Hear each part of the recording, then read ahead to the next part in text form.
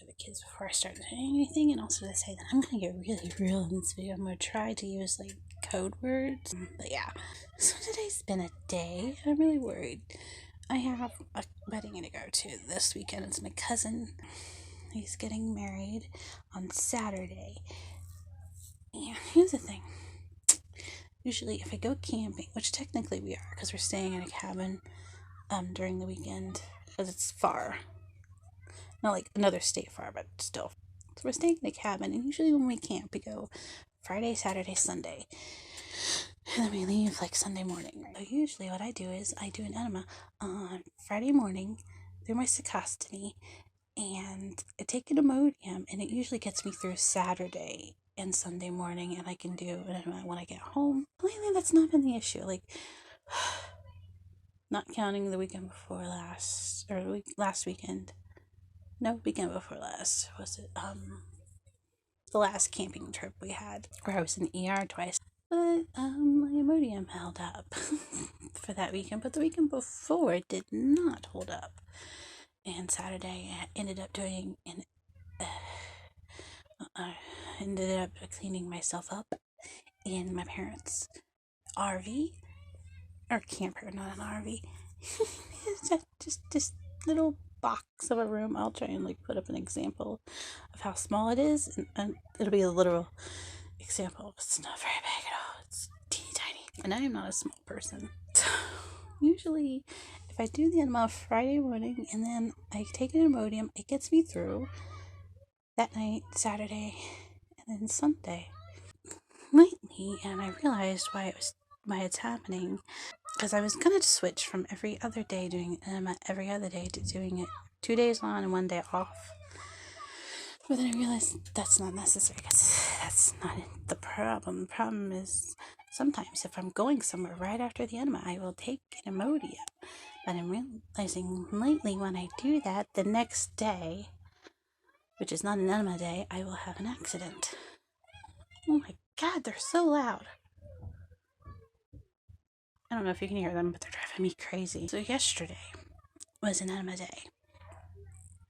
And what we do is I get a bunch of packs of Attends is what I wear. We put all the packs, except for 1 or 2, downstairs in the basement. And I keep the 2 packs upstairs in my room. And the other day I was low. I had 1 in the pack, and I had 1 in my book bag from the last appointment I had. I ended up not needing it that day. My brother-in-law, who's the one who does laundry downstairs, was going downstairs. He was taking my laundry down there. I told him as he was opening the basement door, "Can you please bring them up?" And he was like, "Yes." And I was like, "Thank you." And then later on, I got the kids up, and I get his kids, my niece and nephew, up. So I live with them, and my brother-in-law and my sister go to work, and I don't. So I get them up, and I go to the living room, which is on the other end of the house. My bedroom's on one end, the living room's on the other.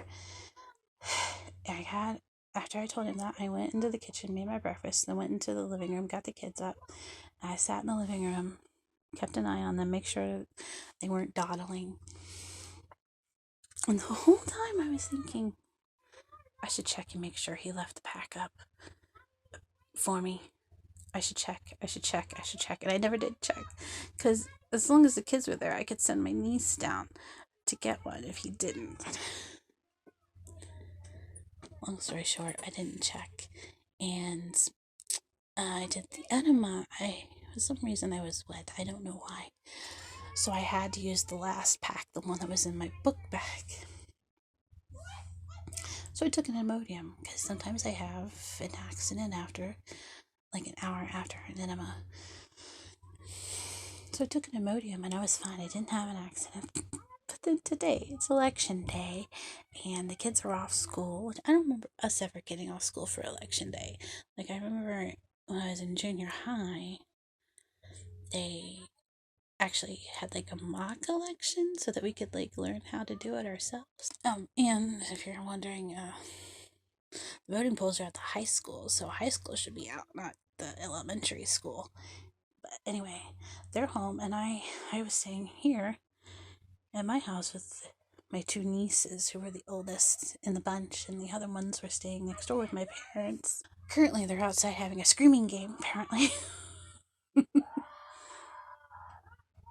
They don't sound like they're fighting, though. I think that's like play yelling. Voices. I hear voices. So they wanted to eat out for lunch. The girls did. So I said, okay, that's fine. And I let them order, which they were really excited about. And about halfway through the meal, I started feeling weird. And yeah, I ended up having an accident. So they had to go to the bathroom. So I followed them to the bathroom and I was like, hey, when you're done, can you go plug in my wheelchair? Because I have an appointment tomorrow for a catheter change, which was just in time for the wedding. Thank God. Because I was thinking it was after the wedding. It's not. So they went outside after they went to the bathroom and plugged in my chair, and I went into the bathroom, got all cleaned up. I actually ended up taking a shower, except for my hair. I didn't wash my hair. I'll do that tonight. It's just a mess. And I've decided I am not wearing pants anymore. It's going to be all skirts, some dresses. It's so much easier with this catheter. It's a pain in the neck changing when I have an accident. It was before too, anyway. Especially with these slip-on shoes. So then I have to figure out how to get them back on in that teeny little bathroom.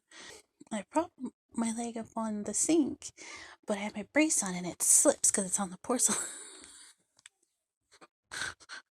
of the sink. So that was fun.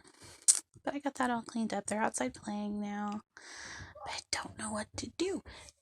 Because for my cousin's wedding, we're leaving Friday. And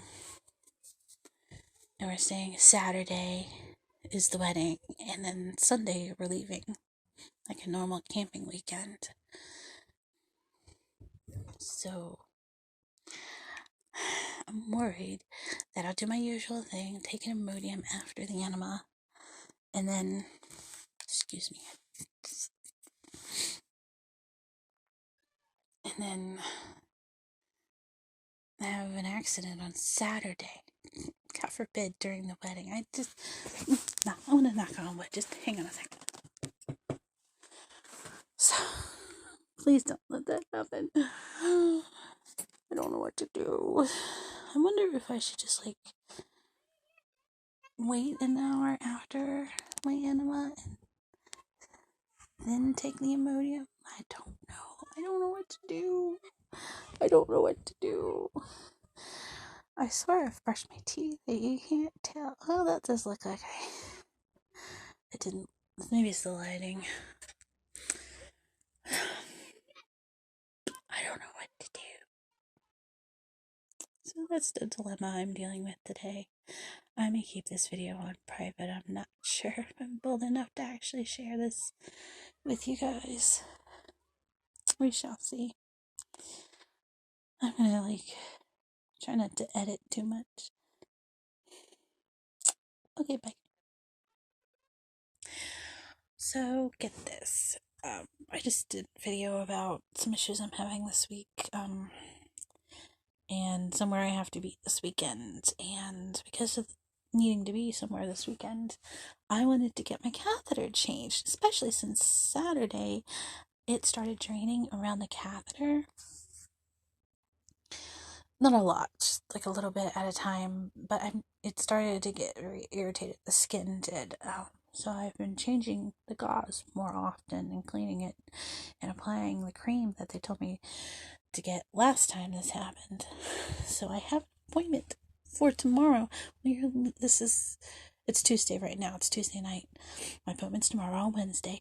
We leave Friday to go to this thing.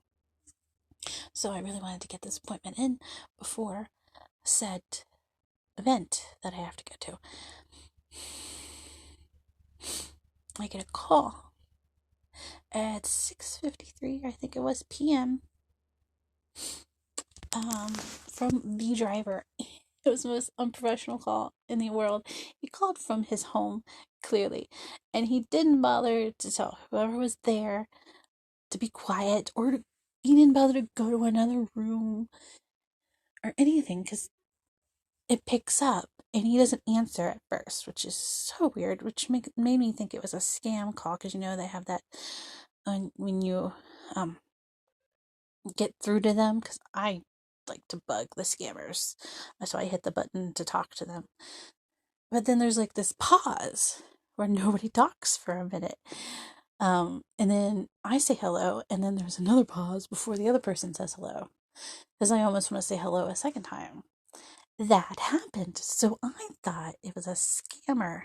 And the other thing that usually happens when the scammers call is there's noise in the background, because they're calling from this giant warehouse full of other scammers, or sometimes they will call from their home.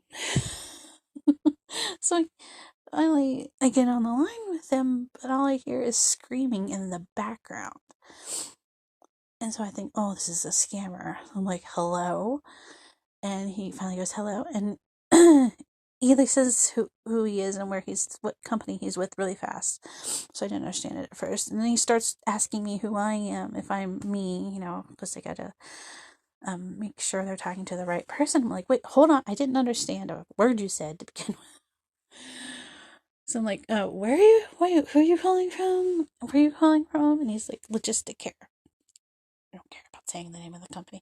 It's a crap transportation company, and they operate out of several states, and I haven't seen one good review of them.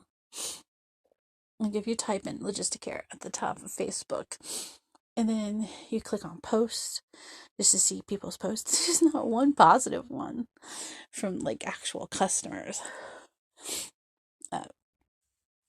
So it leaves me to believe that any like positive comments on their posts on their Facebook page are fake or from employees. So, okay, at 6:53, he calls me.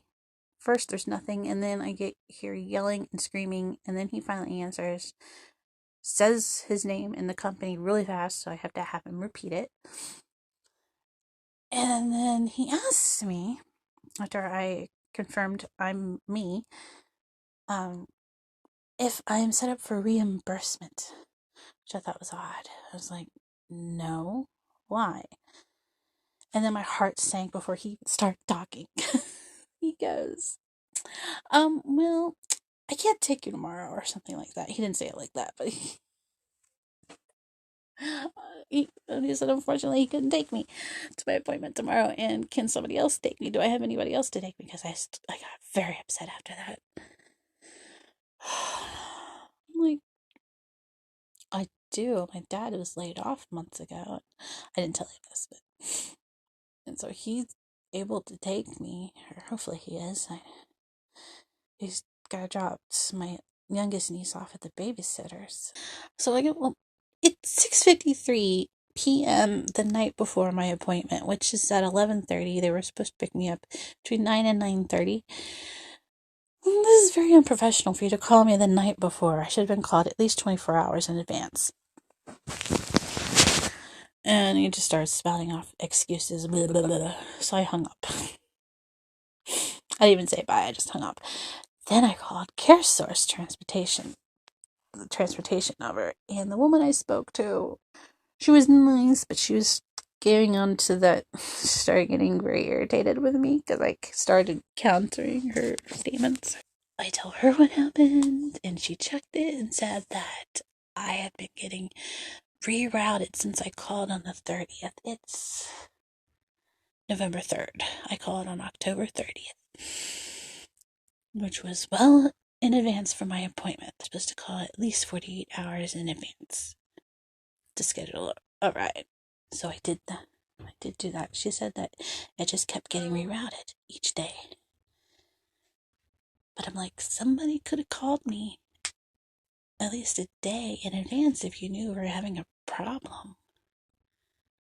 She's like, well, we didn't know this last one was gonna get rerouted. And I'm like, that's not my point. My point is, if you knew you were having trouble, you should have called me so that I could have figured something else out. So she started getting snippy, and I got angry and hung up on her and called my mom. Mom's currently on the phone, but I'm sure my dad will end up taking me.